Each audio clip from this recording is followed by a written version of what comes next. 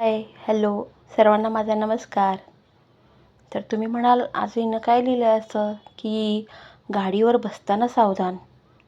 तुम्ही म्हणाल की आम्ही काय गाडीवर बसताना सावधान नसतो का? आम्ही हेल्मेट घालतो, साडी नेसली असेल किंवा ओढणी असेल तर ती व्यवस्थित सांभाळून घेऊन बसतो लेडीज असतील तर.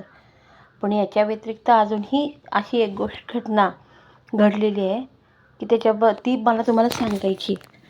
या घटनेला 2-3 महिने झाले. तुम्ही म्हणाल अशी ही घटना घडू शकते का? तर हो, घडू शकते आणि त्याबद्दलच आपल्याला काळजी घेतली पाहिजे. तर काय घटना घडली ते मी तुम्हाला सांगते. या घटनेला 2-3 महिने झालेत आणि ही घटना आहे माझ्या घरातलीच.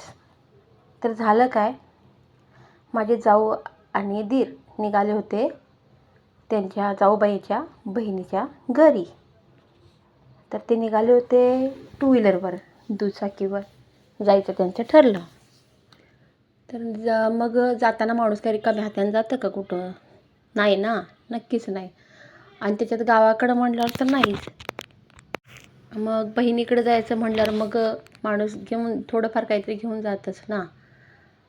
तर मग त्यांनी पिशवीत काय सामान भरलं, त्यांचं काही काम होतं म्हणून निघाल्या होत्या त्या.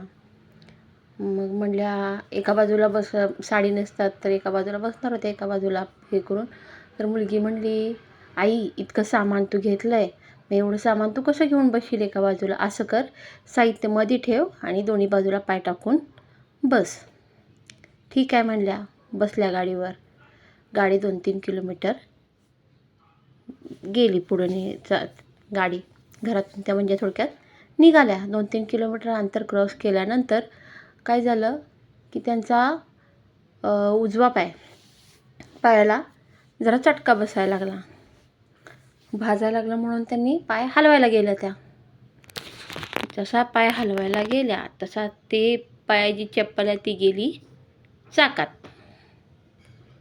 पाय हलवतायत निघते कुठं, सांगतायत मिस्टरांना की गाडी थांबवा. साहित्य बहुतेक हातात असल्यामुळे त्यांना काय त्या हाताने अशा सांगू शकत नव्हत्या, असं म्हणजे हात लावून वगैरे की गाडी थांबवा. त्या आवाज देत होत्या. पण झालं काय की गाडीच्या पुढे होता कंटेनर.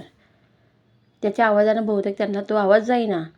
अक्षरशः त्यांची टाचेतून रक्त यायला लागलं. म्हणजे टाचेला नक्कीच दुखापत झाली. दुखापत झाल्यानंतर रक्त यायला लागलं. त्या म्हणतायत, अहो गाडी थांबवा.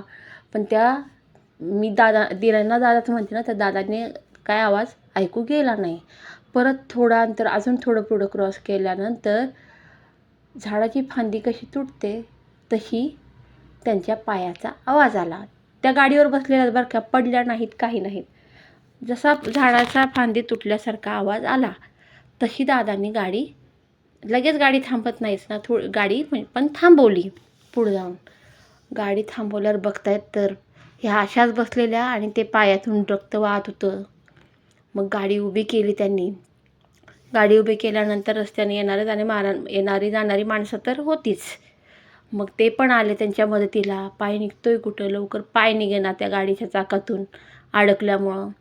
मग तरी तसाच पाय काढला त्यांचा कसा तरी. तिथून मग एक मॅडम होत्या, कोणतरी लेडीज, त्यांनी पण म्हणजे लोकांनी मदत केली त्यांना. त्या लेडीजनं काठी घेतली, कारण हाड तुटले हे एवढं तरी फिक्स झालं होतं. त्याच्यामुळे त्यांनी आधार दिला त्या पायाला आणि ते पॅक केला पाय. आणि एक फोर व्हीलरवाल्यांनी त्यांना मनसरपर्यंत नाही, म्हणजे अर्ध्या रस्त्यात घोडेगावपर्यंत आणून ह्याच्यात सरकारी दवाखान्यात त्यांनी दाखल केलं. त्यांनी मदत केली. 4 व्हीलरवाल्यांनी मदत केली, त्या मॅडमनी मदत केली, अजून काही माणसं असतील त्यांनीही त्यांना मदत केली. पण मला सांगायचं तात्पर्य काय की कदाचित त्यांनी पाय सायलेन्सवर ठेवला होता, फुटस्टेपवर न ठेवता.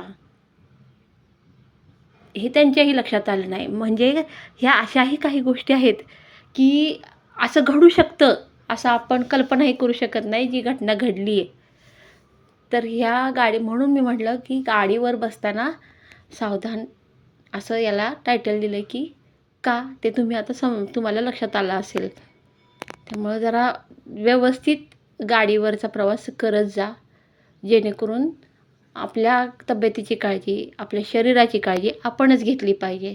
आणि जशी या लोकांनी बाकीच्यांनी मदत केली, जर कुणाला गरज पडली मदतीची तर प्रत्येकाने मदत केली पाहिजे, हे एक तात्पर्य मला याच्यातून सांगायचं होतं. खुश राहा, मस्त राहा, प्रवास सुखकर करा. थँक्यू.